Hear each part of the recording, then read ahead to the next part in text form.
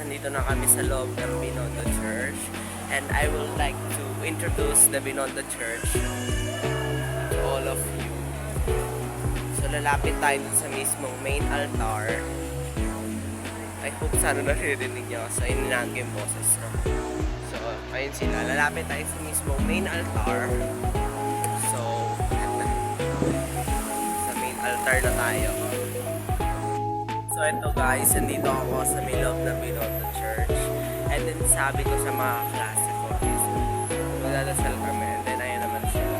So, magdadasal sila. So, base sa aking pagkakalon dito, naging sakristan dito si San Lorenzo Ruiz dito sa may Binondo Church. And then, ang kanyang nanay is Filipino and then ang kanyang tatay is Chinese. In short, siya ay half Filipino and Chinese. Chinoy, in short. So, Chinoy siya, and then siya ang kauna-unahang Pilipinong santo, or dito siya ang kauna-unahang Pilipinong santo dito sa ating bansa, sa Pilipinas. So, napakaganda ng image niya. So, later, mga, 5 o'clock is magbimisa dito si Bishop. I forgot the name, but Bishop siya ng Abra. So, siya mamaya mag-celebrate ng Mass. Pero kanina, gusto ko sana umattend, but nasa school ako. So, kanina nag-celebrate ng Mass is si Cardinal Tagle. And then, later si Bishop ng Abra. So, mamaya magbisimba tayo ng 5 o'clock and susundan ng posisyon. So, nandito muna tayo.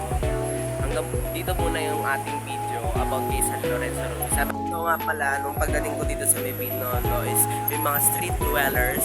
So, nagmimigay sila dun sa may labas ng food para sa mga kapatid natin street dwellers. I hope maganda ito mga ayan. So, ayan sila. Inaabangan supply ng Binondo.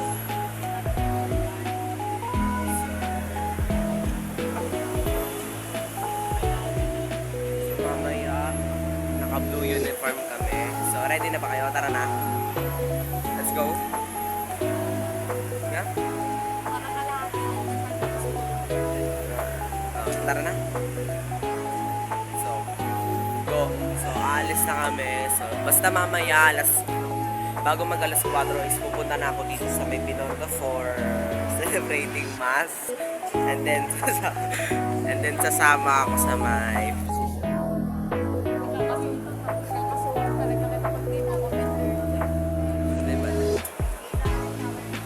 Kira towel mo to. Ba't sila hiyang? Ewan ko ba't sila hiyang. Patag ko na lang kayo. Ipapost ko to sa FB page ko sa YouTube channel. Totoo nga. So, ayun na. Ito na mga naabutan natin dito sa Binondo Church. Naninigay sila ng food.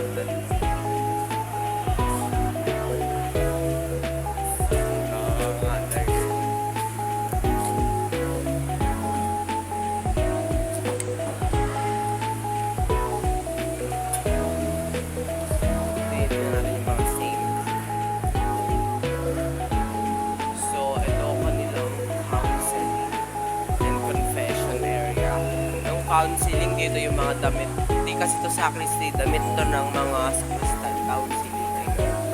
So, mamaya, pakita ko sa inyo yung karosa. Pakita natin yung karosa na gagamitin mamaya sa posisyon.